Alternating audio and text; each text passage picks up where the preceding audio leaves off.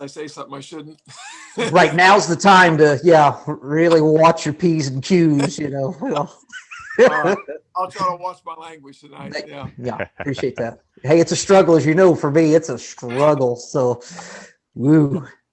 Hey, we're up to 2.2 thousand members. All right, looks like we're live. Okay. Yeah, we are.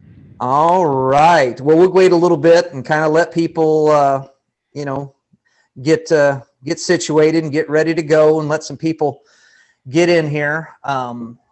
There's 4 or so.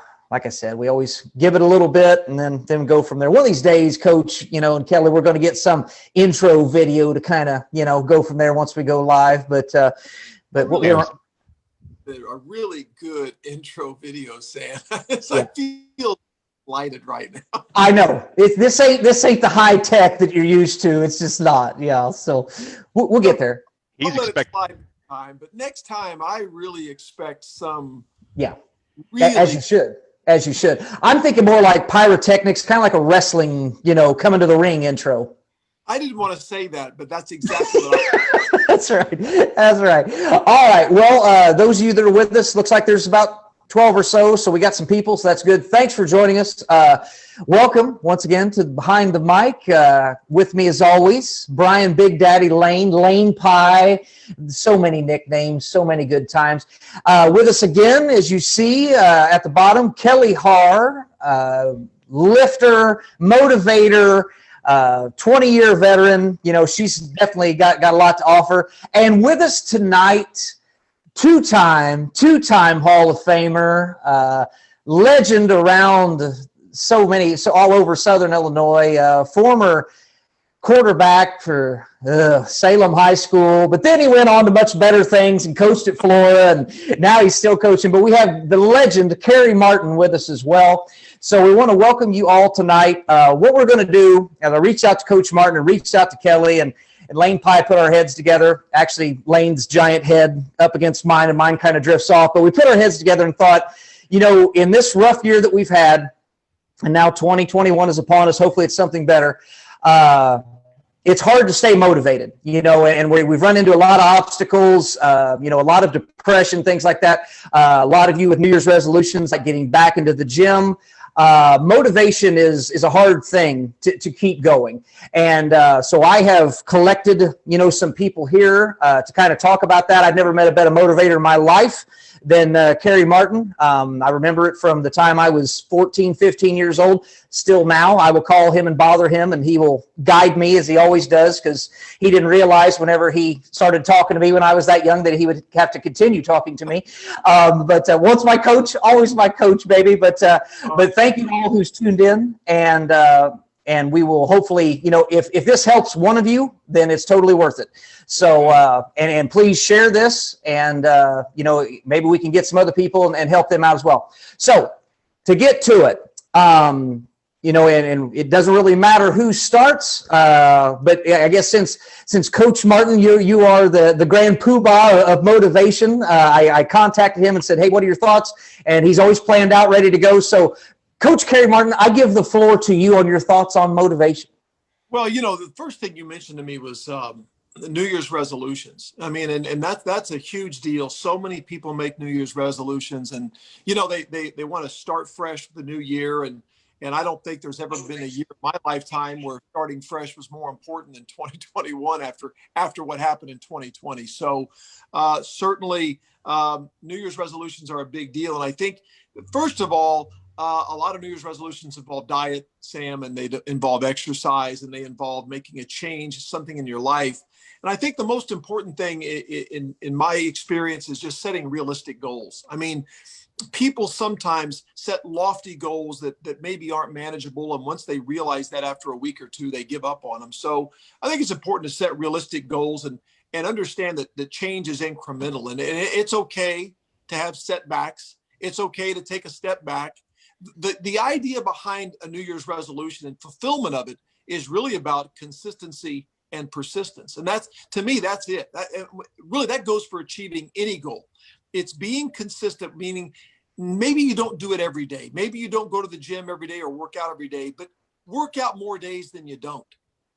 Be persistent about it. And if you backslide a day or two, day 3, get back on the horse and ride. I mean, that's the point, because failure is part of the process. It's not like it's not existed. You're going to have setbacks, and that's okay. Don't be too hard on yourself. Understand that I'm going to backslide, but hey, I'm going to cheat. I'm going to cheat on the diet, but get back on, and then have more good days than bad days. And that's how you start winning. It's kind of like we talk in football. We got to run more good plays than bad plays.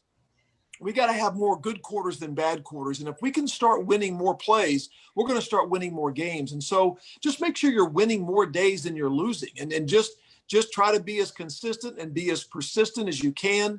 And don't be too hard on yourself. And I want to suggest this. If you can involve other people in whatever goal you're setting, and whether that's family or friends, because they can help hold you accountable. And I think that's important. If you've got a New Year's resolution and you're afraid to tell somebody about it, then that's probably a recipe for failure. It means you're setting yourself up to backslide to begin with. So tell someone what your goal is and have them ask you and hold you accountable for it.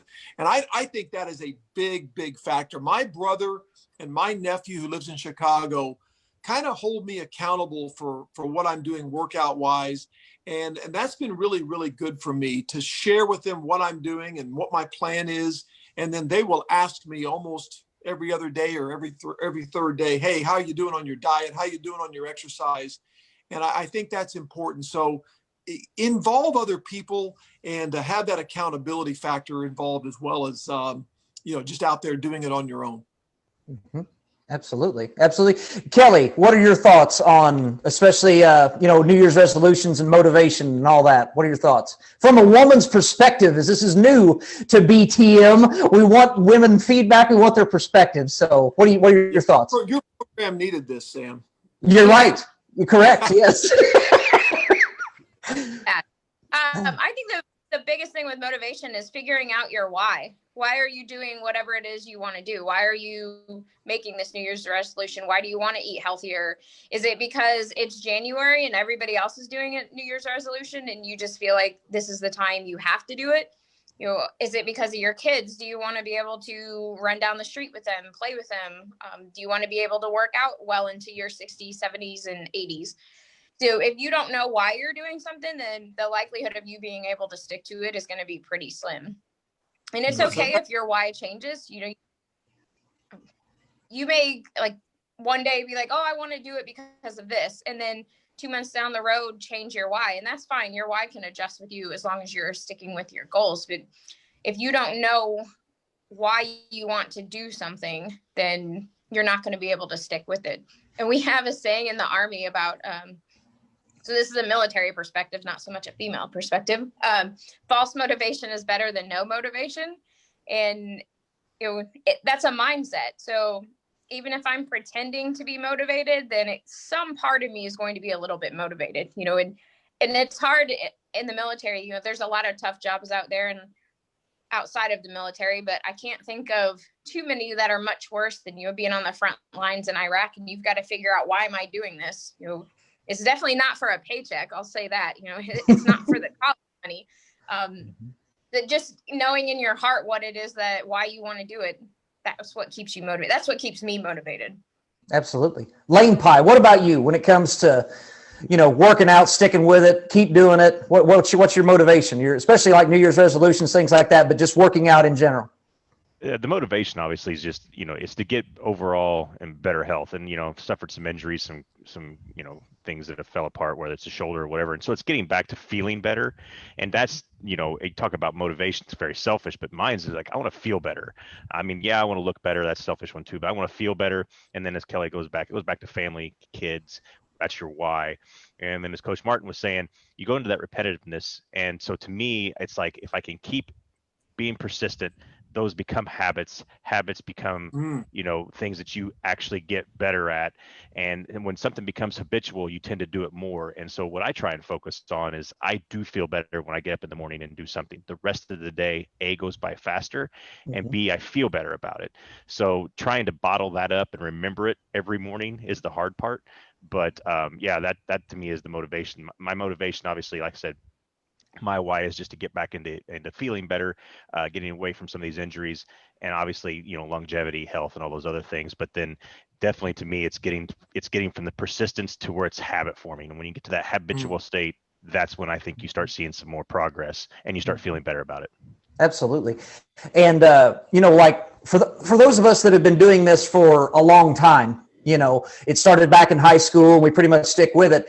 You still suffer from motivation there as well. You've been doing it for so long that you're like, maybe I need a break. It's okay to take a break. Let your body rest, recuperate, take a week off, something like that. Maybe it's a couple weeks, whatever. Let your body kind of rest and rejuvenate a little bit and then hit it again. That's fine. For me, the motivation wise is kind of like what you guys are saying. It's my overall health. My family history is not great. So I'm trying to put that off, and not deal, with obesity or high cholesterol or high blood pressure or whatever, so there's that. And, but then the main thing for me too is kind of like Lane said, is that early morning. And I want to thank Colin Dickey for this as well. He and I talked about this a while back. I was always putting it off after work. Well, some days work is long and some days it's tiring and some days it's been a bad day and you're like, and that couch feels fantastic, and you just lay there and watch TV because it's been a bad day. But if you get up first thing in the morning and you get going, it wakes you up, you feel better, you have much more energy throughout the day, it's taken care of, and then you don't have to worry about, if you've had a bad day or something and not making the gym, because now you've lost that excuse because you've already done it. And honestly, for me, Sam? Yes, ma'am. Chime in here it's okay for you people who don't like to work out in the morning. I feel like us evening workers get shamed a little bit. It's okay. Not everybody has to work out in the morning. I do agree with you that it makes the day go by faster. You get it out of the way. I am not a morning workout person. I can run if the Army makes me get up. I'll do that. But as far as lifting heavy, I just can't seem to do it in the morning. I just want to put that out there for those that lift in the evening. It's fine if that's your jam and if that's what works for your schedule. So that's right. It is. Absolutely. It is. And I would like to chime in that I honestly anymore, if I was going to train heavy like I used to, I couldn't do it in the morning. My morning is very much body weight and cardio. Like I don't do a lot of like really heavy throwing around, squatting 400 pounds, doing all those things, deadlifting a lot. I don't do that anymore. So there is nothing wrong. Somebody on Facebook commented about that. And I said, look, I don't lift for strength anymore, for powerlifting. If it was that, it'd be a different game. Even if I was doing CrossFit type, and I've done CrossFit morning workouts and they're rough. But if I was doing that again, I would prefer it in the evening because I feel like I can handle more weight. To me, It's just getting that little bit of cardio in the morning, that little bit of just get up and go. I'm not, push-ups and pull-ups are probably the hardest thing I do in the morning. Otherwise, that's about it. So I agree. Yeah. And there is nothing wrong with lifting in the evening, especially if you're throwing around big weight. Not at all. And Kel, I'm glad you brought that up, is whatever works for you. Everybody's different. If mornings are great, fantastic. If you're better of a night, whatever it takes. Maybe some people like to lift over their lunch hour, something like that. Whatever works for you. But besides the working out, because not everybody's big into working out, and that's okay too, that's fine. But in other areas of life, whether it be, work, we can just kind of focus on work. Coach, what are your thoughts on that? Because you as a teacher for many years, you as a coach, that's your work world. What are your keys for motivation when it comes to the job? Sam, I had the opportunity to be challenged a few years ago to kind of develop my own pyramid of success. John Wooden, the great basketball coach at UCLA, who won, 10 consecutive national championships, had a pyramid of success, and everybody has seen it. And I was challenged to create my own. Like, what do you believe? What do you believe? Everywhere I've coached, Sam, I've had these ideas of what I believed in, but I never put them on paper. So I began the process of writing down what I believed was the key to achieving success. And it took me days, then it took me weeks, and then it wasn't until months later I came up with what I felt was best for what I did as a coach. And it's interesting because that was a good challenge for me. And it really made me do a lot of introspection about what I believe and what I think, because I knew what I wanted, but I'd never put it on paper. So the first thing I did was the first pillar of our success. The first thing we want at the bottom of our pyramid was the word attitude. Because to me, nothing else on the pyramid, no other attributes or characteristics matter if your attitude is bad. We talk about New Year's resolutions. If the attitude is right, you're going to achieve your goals. But if the attitude is wrong, you're going to fail from day one. So we preach to our kids. In fact, we had a workout today, an outdoor training workout, COVID safe workout. And we talked about that first pillar today. We talked about attitude, because it is the beginner and it's the one that makes everything else happen. And I gave you a quote prior to this from Viktor Frankl. Viktor Frankl survived the Holocaust. And he said the Germans kind of turned the Jews on each other inside the camps, and the Jews were people, we were trying to survive, and no judgment here, but they were stealing from each other, ratting out each other, really just tearing each other apart, trying to survive. But he said a few people inside the camp didn't do that. And he stopped for a moment in the midst of this chaos and hardship and heartache and said, why? What is the difference between those individuals who are giving away food and handling all of this better than I am and better than everybody else? And he realized it was the one thing the Nazis couldn't take from them. And that's the attitude they chose to take every day. They could take away their dignity, their clothing. They could take away they could shave their heads. They could deny them food. They could deny them the basic, functions of life. But the one thing they couldn't take from them was the attitude they chose to rise every day with. And I thought that was profound. That had a profound effect on me as a young coach, that we all, in the midst of our regular worlds, far better than what they dealt with, get to choose our attitude every day. It is a choice we make. Regardless of our circumstances, we can choose a better attitude. And that, to me, is the beginning. And if you have that foundation of a good attitude, a positive attitude, having a positive outlook, then about anything is possible.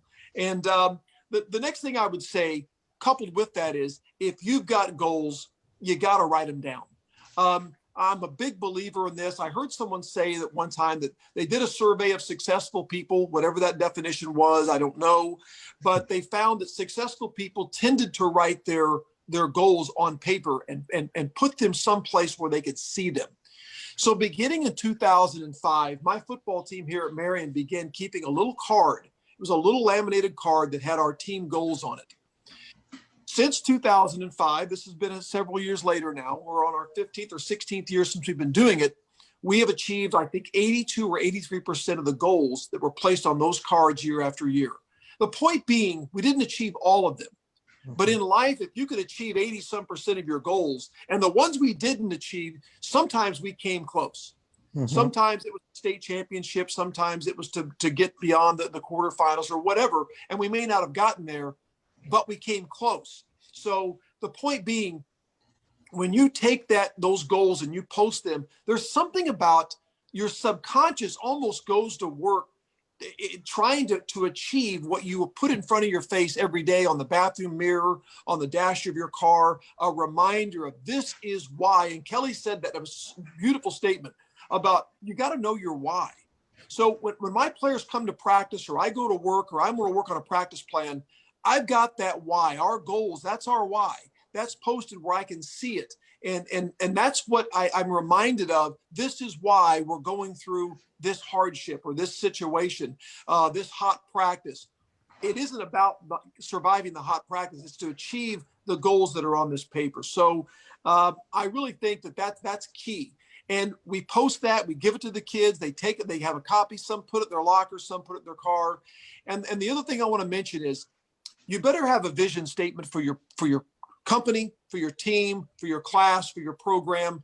And so we have several statements that we believe are who we are.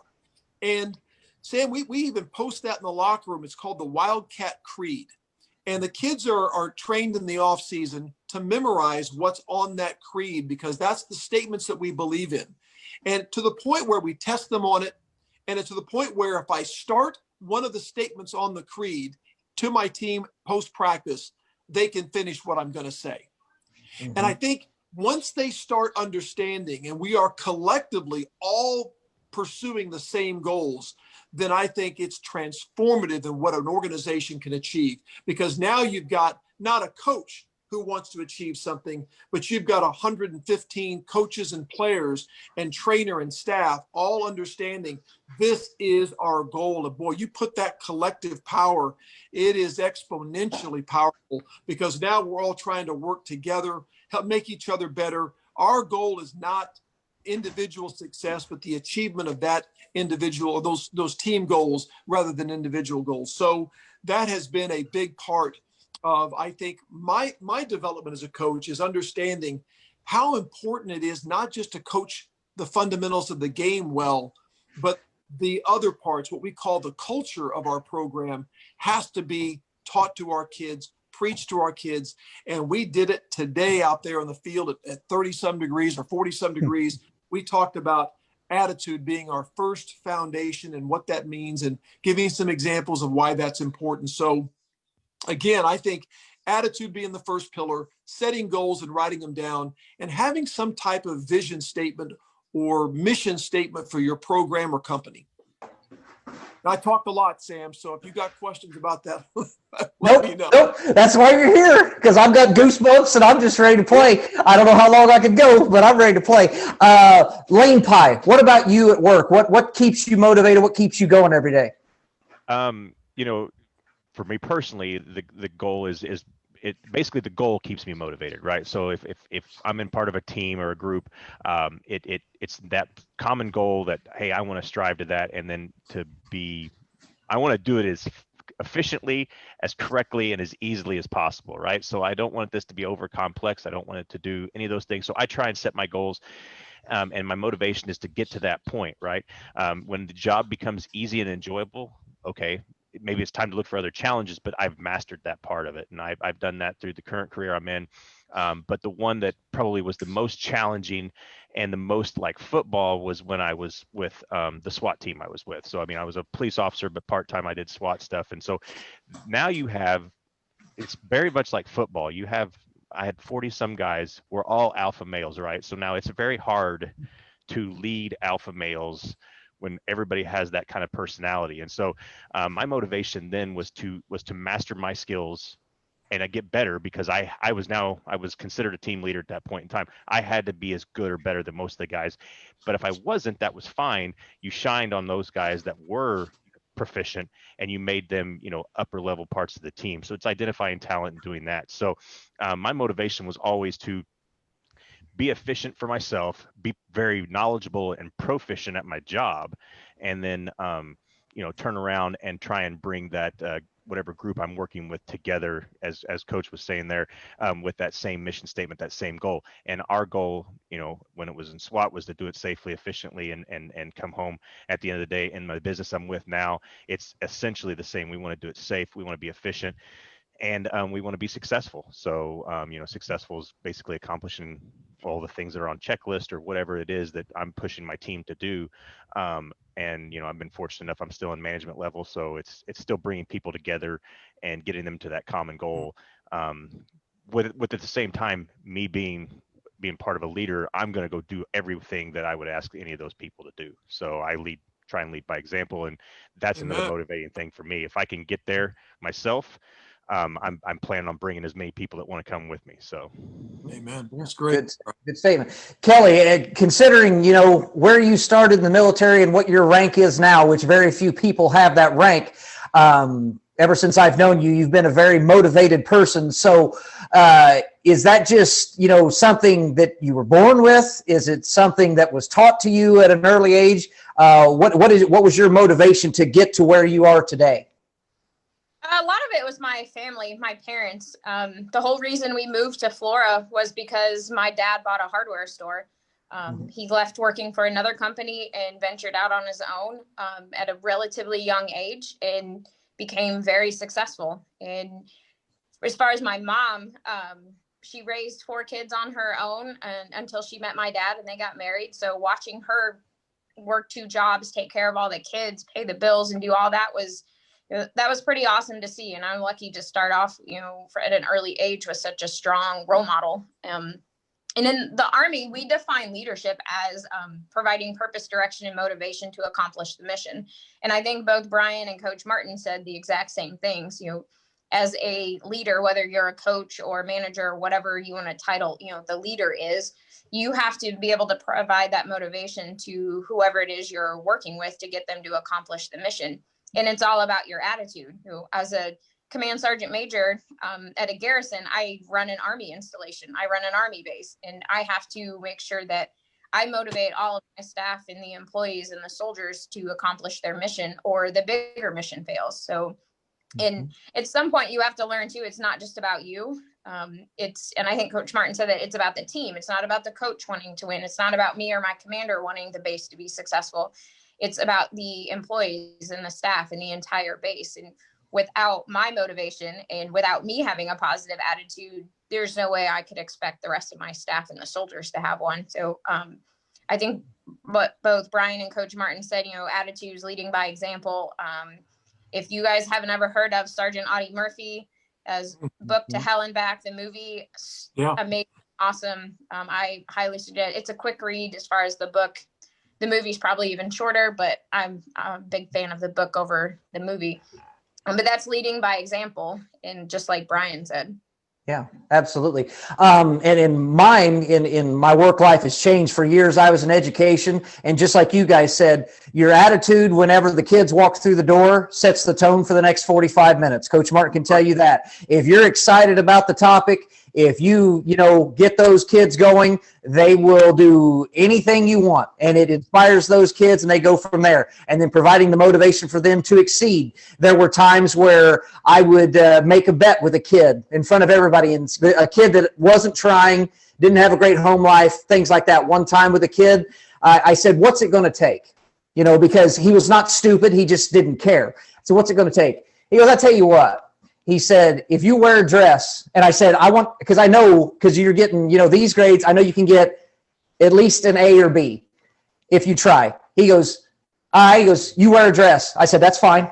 And he goes, "You're kidding me." And of course, everybody's laughing in class. I said, "No." And then everybody's like, "Oh God, he's serious." So this kid who normally did nothing, now he goes home and now he's got motivation to do something because he gets a result, you see. And the best part was the other kids were calling him and helping him study and checking on him, like, "Are you ready? What about this, this, and this?" So everybody made it a group effort in that hour. And then he came in the next day, and he walks through the door. And once again, this is a kid that didn't turn in his homework. I tried. He walks through the door that morning for the test and looks at me. He goes, "You about ready to put that dress on?" And I said, "Oh, we feeling confident today?" He goes, "You're in trouble." And I said, "Oh, we'll see about that." So then what I did, just for fun, I moved his desk right by mine, and I just sat there and just stared at him like this. I said, "I'm going to watch you, make sure you're not cheating." And of course, kids laugh. I said, "Let's see what happens." And I mean, all those kids, but the best part was all those kids knocked that test out of the park because they were all helping each other. They were all wound up. So they turned him in a hurry, and he's one of the last ones, and he's doing whatever. And so he throws on my desk. He goes, "Check it right now." And I said, "Okay." So I'm checking. The kid got like a 98. Just blew it out of the water. And so then I wore a dress the next day. I mean, kind of felt good, to be honest with you. I mean, if we're being honest here, it felt right. But no, anyway, just things like that. So I was motivated as well because I wanted the kid to do well. And like you guys said, the attitude and all that. Now that I'm in sales and I'm in a whole different world, it's very competitive, which anybody that knows me for 5 seconds, I'm one of the most competitive people you'll ever meet in your life. Sometimes that's good, sometimes that's bad. Yeah, Coach Martin is just shocked that I say that. But my motivation every day is for the world that I'm in is, seeing the other salespeople and what they're doing. We're all like a team, of course, with a common goal, of selling a certain amount of products. But I also want to be the one that wins every damn day. Right. And when I wake up in the morning, whatever the goal is, I've got a buddy that's a sales guy in Louisville that I think the world of. He and I compete with each other. We're not even in the same markets. We're 3 hours apart, but we compete against each other. And basically every day when I wake up, I want to kick your ass. And that's all there is to it. I don't care, what it is, what it's about, what the product is. That's my motivation for that. So that's what kind of keeps me going. I guess to those of you out there watching, find your reason to get up and go, whatever it may be, whether it's the attitude, something like that. If it's a goal that's out there, the job, maybe there's a promotion that you want. There's motivation for you, work to achieve that. If maybe that job isn't very motivating for you, find a challenge that is. Challenge yourself to maybe go a different avenue or a different role or something like that. You just don't want to get stale. So basically, like if you guys watch that 30 for 30 with Michael Jordan, where he got to a point where he was like making things up to motivate him, where people supposedly had said something on the court. Turns out they didn't. He just made it up to give him the motivation. There are times where I do that, like, I bet he said something or whatever, and it gets me going, something like that. So, there is to that. So hopefully that can, get people to that motivation. And any of you out there that have an idea or whatever, please feel free to share it. As I'm looking at the comments right here, a lot of people saying hello to you guys out there, former players, things like that. But any questions that you guys might have that you want to run by any of these guys or whatever, feel free. We're all in this together. So thanks again for watching. But feel free to interact. That's what this show is about. So now kind of another topic is, once again, I kind of gave Coach Martin a lot of things. So we've talked about, working out kind of things like that, New Year's resolutions, the job and all that. But probably the most important thing is just life in general. And Coach, as I've said to all of you that are watching, I'll bother him from time to time with, maybe life questions or work questions or stuff like that. He's always got something to point me in the right direction. And then I will bother this man until he's, senile or just stops answering the phone or whatever. He hasn't yet, but just your life motivation. Like, for instance, you're in year, getting close to you're 30 some years of coaching. So you've still got that competitive drive, that competitive fire, but even in life. So people that are watching this, like I said, it's been a rough 2020. A lot of people are down. A lot of people are probably lacking motivation. There's a depression that's set in. What would be your words of advice for just motivation of just daily life?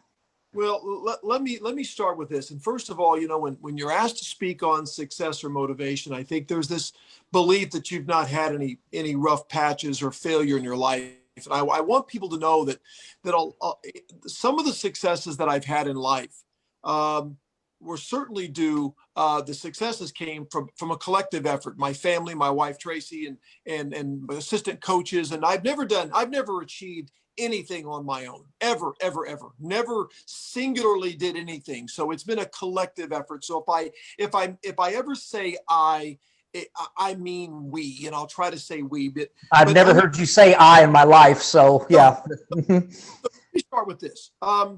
I think one of the great life lessons, and 2020 is a perfect segue to that, is making sure that we understand that the adverse conditions that we sometimes face can be opportunity.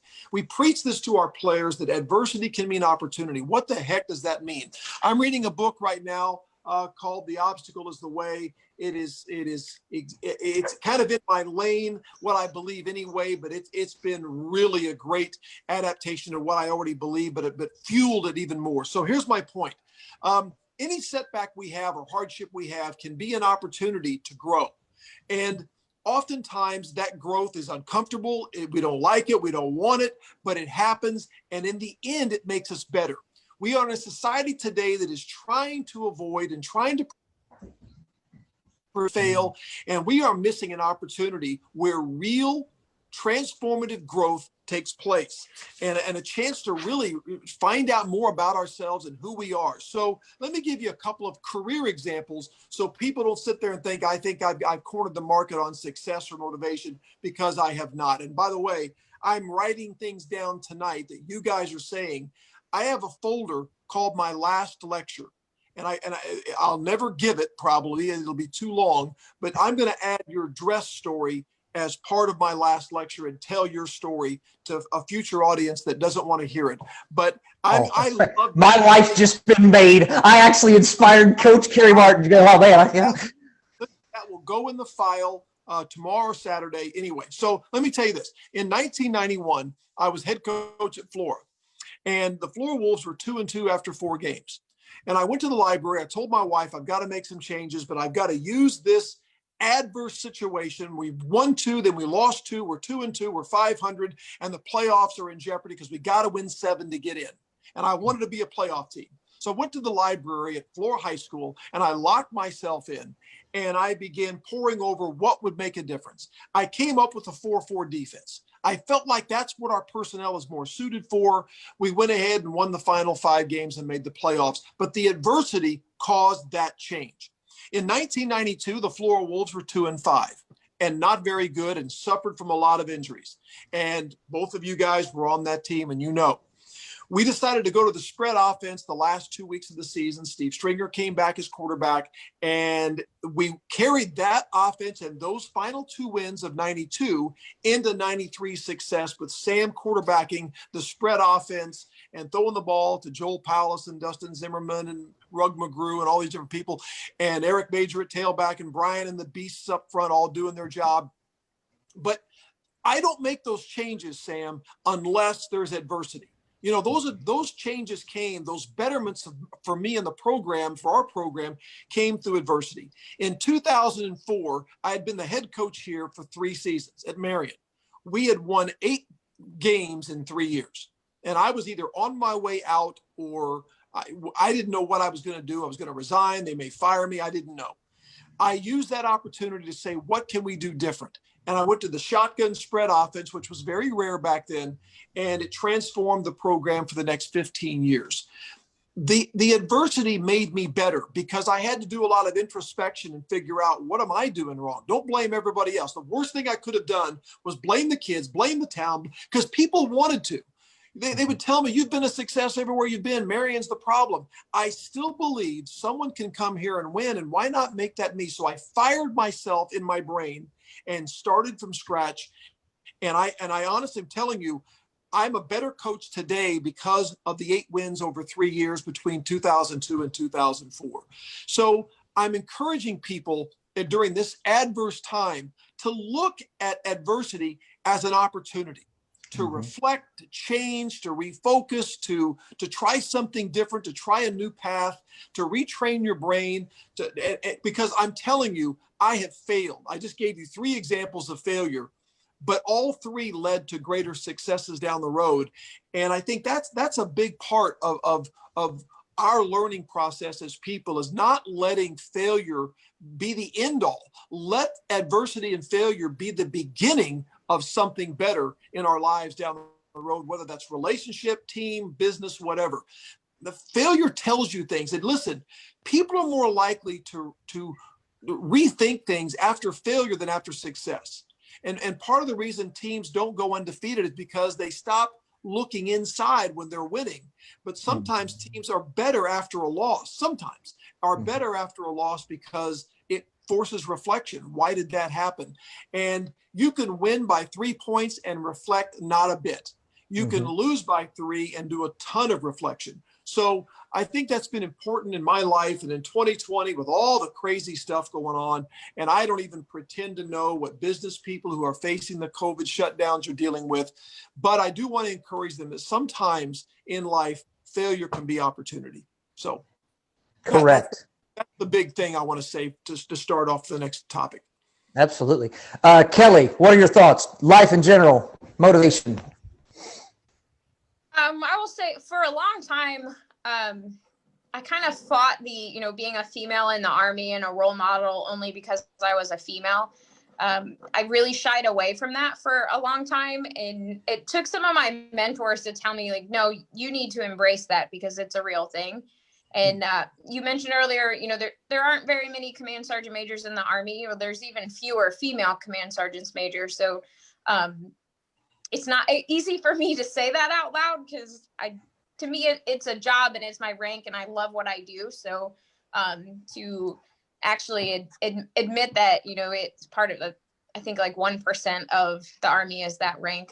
It's not something I like to dwell on, but I do take that role very seriously, especially being a female role model. I look at my nieces and the kids of my best friends, and I want them to know that your gender is irrelevant. It doesn't matter. You can literally do anything you want to do, and those that tell you you can't, okay, bye. Let's just keep moving. Like, don't dwell on them.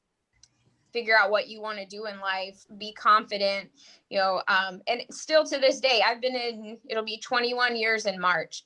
And still to this day, there are issues in the military with females being treated different as far as, I say something and it's aggressive, where a man says the same thing. It's not aggressive. It's okay. So it is difficult to find that balance of being an assertive leader and having that authority without coming across of, I'm not going to throw my hand, the gender card up every time. Oh, I'm a female, you have to listen to me. I don't like that at all. I don't like the separation with that either. So I like I'm great at what I do because of who I am as a person and how I was raised. It has nothing to do with my gender, I don't think, that also just sounded really arrogant, but I mean, I do think I'm a good leader, and I don't think my gender had any real reason as why I got to the point that I did. And as Coach Martin was saying about the having all the goals and the career highlights and going through the adversity. One of my favorite quotes is from Norman Schwarzkopf that says, you learn more from bad leadership than you do from positive leadership, because you learn what not to do, Amen. which therefore means you learn how to do it. And that's something I had a mentor say to me years and years ago. And I obviously still remember that quote, and it really hits home with me. And as a leader, I want to make sure I don't become the other part of that quote. I don't want to be the bad leader and somebody learns how not to do something because I wasn't a good leader. Having mentors is extremely important. Coach Martin mentioned he didn't do anything on his own. I feel the same way. No way I would have made it to this rank without everybody around me, without the support of my family, without the support of everybody back home in Clay County, through all the years when I was traveling.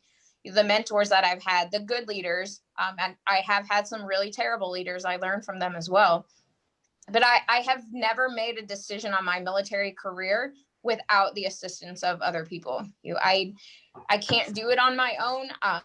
I need to talk to somebody about it. Is this a good move? Is it not a bad move?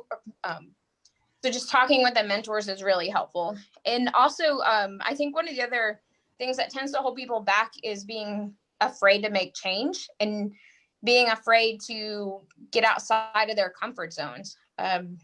Back in 2015, I was in Denver, loved the position I had there, loved the soldiers that I worked with, but I applied for a job working on Capitol Hill and at the Pentagon, and I had no idea. I'm not into politics, never was, still am, I'm not, but it was very much outside of my comfort zone. I didn't have any idea what I would be doing. I'd never even been into the Capitol building before, never talked to a congressman or a senator. So, but I applied for it and I was selected. And it's by far that 2.5 years in DC was the absolute best assignment I've had in the military.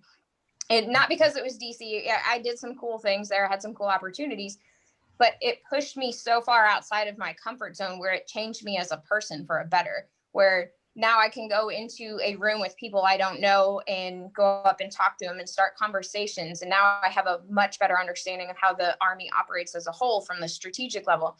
I understand the budget process and things that I wouldn't have known otherwise if I didn't take the chance. Was it scary? Hell yes. It was absolutely scary to move. I had 60 days to move from Denver to DC. But I don't regret a single moment of that. And, it's those scary moments that I think help us grow and develop as people. And we have to do scary things sometimes. And if we fail and we do scary things, that's okay too. But it's not ever taking that chance and not ever trying to do that scary thing, I think, is the biggest issue with people. Absolutely. Yeah. Lane Pie, yourself. So I'll go back a little bit to life and then kind of what we've been challenged with right now. But I do remember, and this was Coach Martin. He was talking to us at one point in time, and he said, the difference between success and failure is this is a one decision. Now, for years, I always pondered on, oh my gosh, it's that making that wrong decision, that unknown decision. That's not what it is. It's making that one decision that you know is wrong and you still go through with it. We're going to make decisions that are right and wrong. But if you go into it with the right feeling, the right heart, and all those things, it's going to work out, right? It's when you do those things that you know is wrong and you still go down that path, that's what usually leads to not being successful. So going out of your side of your comfort zone, all those other things that was mentioned is exactly right. So from my point of view, I've made numerous jumps. I went into law enforcement 3 different times. So people talk about success. I mean, I don't consider myself successful. I'm kind of like the clay pot and ghost.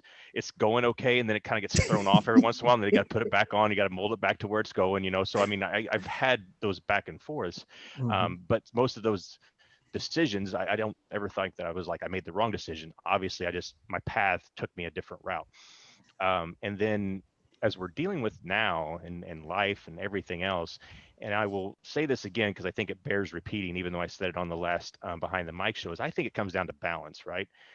We have to be in balance if we're going to be successful. And balance was never really brought to me till somebody says, hey, what are you? And I remember this was back in the day, and I said, I'm a cop. And they said, you're not a dad, you're not a father, you're not a husband, you're not those things. And I said, oh, wait, you're right. You have to have that balance of what are you? And to me now, first, I mean, I'm a husband and I'm a dad first. Everything else comes later, right? And as I said on the Behind the Mic show, it's balance. So is your mind, your body, your spirit, are all those things in balance for you? And then you control everything outside of it. But if inside you're chaos, outside is going to be chaos. So I always say it's introspect. You look in, you make sure those things in life are balanced for you, and then that success kind of pushes itself out. So that's my best word of advice it can be. And like I said, there's going to be ups and downs. There's going to be times I failed. I have done numerous things I failed at, too many to mention. Law enforcement's very trying. I was not the best shot, and I was on a SWAT team, so I had to really work on that. And there was times, you know, I was brought in because we were on a WMD team, so I had the science nerd brain, as Sam would say. So I was brought in for those skill set, but I led the people based off of my TAC training and other stuff. So, you know, it's never, like I said, you're gonna have success and failures in life. That's perfectly fine. It's that one bad decision you make that puts you down a path that sometimes is very difficult to come back from. And so it took me a lifetime to learn what Coach Martin was saying when he said, you know, that one decision. But you know, you bring that all together, and I think those are the things that combine us, bring us into life. And then, like I said, when it's good on the inside, it becomes better on the outside. So yeah, well said. And for me personally, this kind of takes me back to my teaching days, how I would start every year with each class basically telling them about myself, where I came from to where I am now. And because, you know, in a classroom setting, you're going to have kids that come from little to nothing. Some have a lot, some have very little. So if you can connect, you know, in one way or another with those kids, they then in turn will, you know, do for you, and you've built a relationship right off the bat. So for me, it's always been, I never forget where I come from. Okay, how I grew up. I grew up in a single wide trailer with hay bales around the outside to keep the heat in. You know, we didn't starve or anything like that, but, you know, did a lot of without. And like I would tell kids, I remember, you know, laying there at night and I could hear the mice and rats running in the ceiling, things like that. And that has always kept me very motivated because I don't want to live like that, you know. And so that's just the internal burning, you know, basically that I have of, I don't want to go back to those days. Like you guys have said, a lot of failures, you know, a lot of back in, gosh, I guess it's been, 2013 now. You know, my 10 years of education went down the drain. And, you know, hell, I had to move back in with my mom. It was a long time of uncertainty. And thankfully, I had my mother and, you know, friends that I could, you know.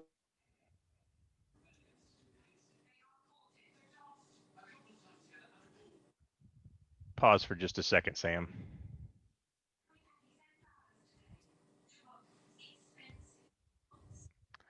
And I think I'm frozen again. You're back now. And I'm back. Ooh, all right. Okay. That's a usual thing. I freeze for a little bit. But anyway, so sometimes you need that help to get back up. And I've always been fortunate to have those people. You know, my mother, who is, you know, basically my idol and my best friend, she's always been there for me. I have friends like Lane, like Matt McGrew, you know, Brent Johnson, Wes Turner, all these people that I've known for a long time. I have a Coach Martin that I know I can pick up the phone if I'm having a rough time, and he will give that to me. And I hope in turn I give that to those people back. But and then the way I look at things is, you know, the way you start out in life is not how you have to finish. The way that, you know, because I was supposed to be a drunk, end up with nothing, things like that, because that's just what was assumed. You know, I refused. So a lot of mine is the drive of, and Coach Martin can tell you this, if you tell me I can't do something, then you can bet your ass I'm going to show you that I can. Like, okay, it's a game now, and this is what we're going to do. So I'd rather die than let you win. And I would rather die than not be a success at whatever I see. And the older I get too is that I've started to notice about myself, and this is a struggle too, because, you know, when you're so driven and you want success, what is success to you? Right? Is it that you end up with a nice house? Is you end up that you're a great father, you're a great husband, a great wife, whatever the case may be? There's so many different visions of success. So don't ever buy into the fact, you know, and I know we see it a lot. We see it on TV. We see it on Facebook of, ooh, that guy's got a nice car. Ooh, look at all that money. Well, to them, maybe that's success. Maybe that's not for you. Don't base yourself on what other people are doing. If you do that, you're going to be unhappy a lot. You need to focus on yourself and what makes you happy. And so I'm trying, it's difficult, but I'm trying to do better on finding things that bring me joy besides, you know, that. So what motivates you to be happy? You know, is it just going for a walk and enjoying the weather? Is it talking with friends and doing something? This show, you know, brings me a lot of joy and happiness and something to look forward to, reconnecting with people that you don't see very often, things like that. So that gives me motivation to get through the week, to do better. This show constantly keeps my mind working like Lane does too. We're always shooting ideas back and forth. Kelly, the same. That's very motivating to me, that I surround myself with people that are motivated as well. And I think that's a key too, that we haven't brought up yet. Those of you out there that are struggling, look who you're hanging around. If you're hanging around negative people, undriven people, people that aren't motivated, guess what? More than likely you're going to be the same. So maybe surround yourself with a group or a person or two that has that same drive as you, you know, and push each other. You know, I think Coach Martin said that maybe earlier about holding each other accountable. So if you surround yourself with positivity and motivating people, that will get you a long way. So whenever I would tell those kids that to start, you could see some kids light up, because I said, you know, I would tell them, I started out like this, and I could see who those kids were. You could see them lean in.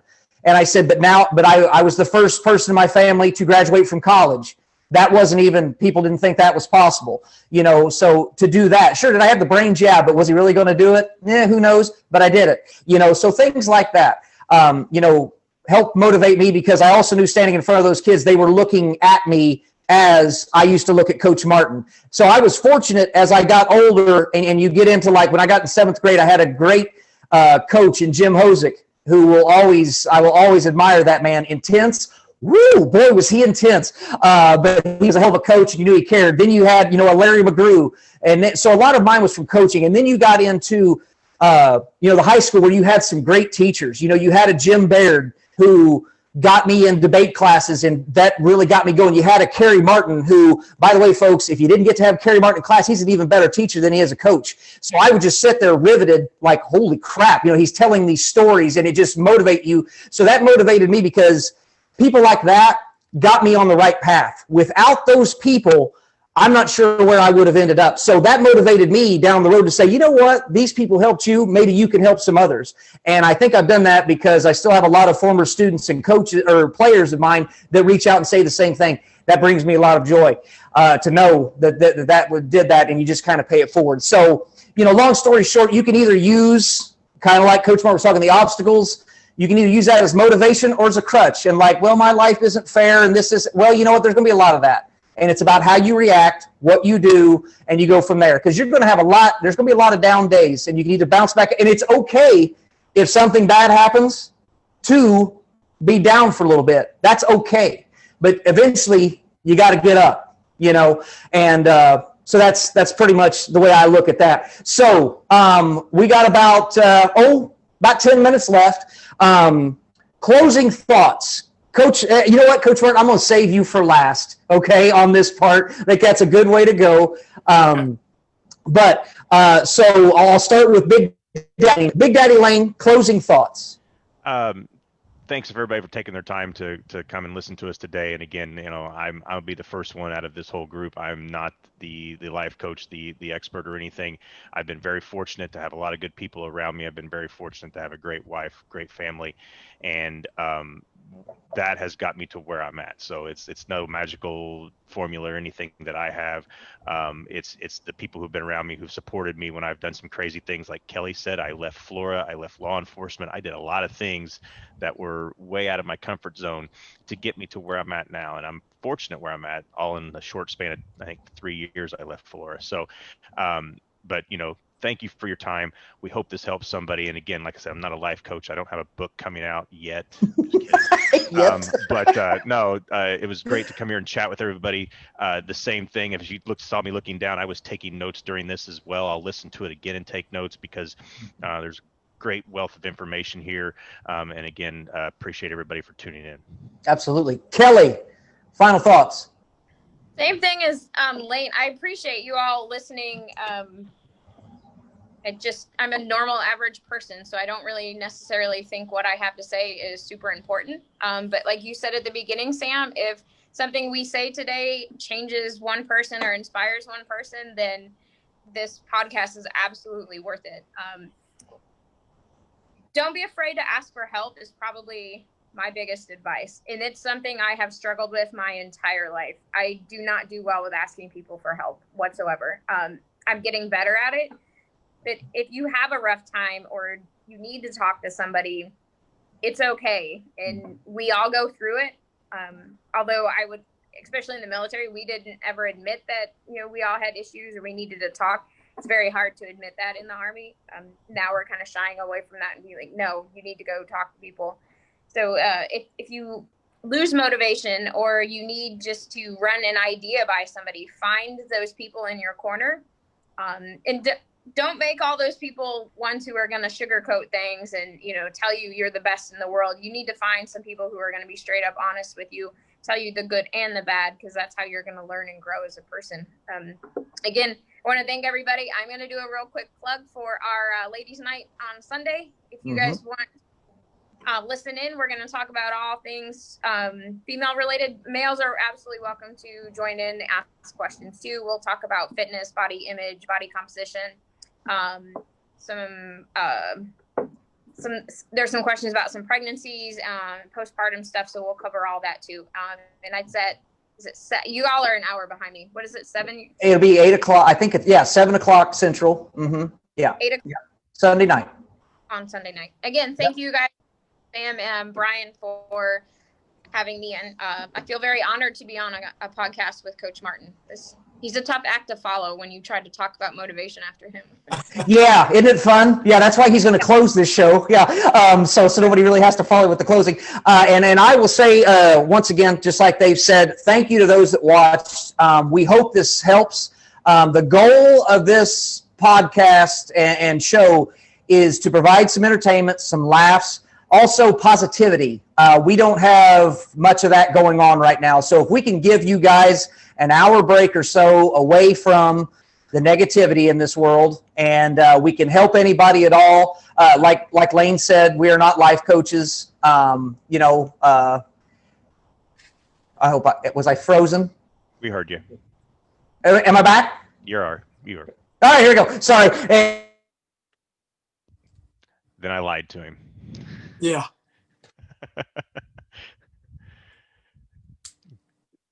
Sam right now is giving world peace, and we can't hear it. The secret, yeah. The secret. He is giving the secret right now. Just missed it. Just missed He's it. Yeah. the one that knows it. Hey, there we go. I'm back. Am I back? Yeah, you're back. I'm back. Boy, woohoo, Paducah Internet. So anyway, try this again before I freeze up again. Am I frozen again? No, you're good. You're good. I'm good? Okay. All right. So we all have bad days. Just try to accentuate the good days and go from there. So Coach Martin, if you can hear me, okay, send us home. Give us what you got. Closing thoughts. Well, first of all, I'm humbled by how good the three of you have been. I mean, I'm the elder statesman here, but to hear you guys share your knowledge and wisdom is absolutely humbling. And I'm like Brian, I'm taking notes myself as I listen. I went to Audie Murphy's grave, by the way, Kelly. I wanted you to know that. That was a big deal for me and my family to go to Audie Murphy's grave. I love what Brian said about balance. And I think that is something I will include in my last lecture as well, because that is huge. What a great thing. Who are you? I'm a police officer. You're more than that. I want to say this, that make sure that you know what you said it, Sam. I think Sam said it. Get the right people in your life. In the famous business book, Good to Great, it talks about getting the right people on the bus.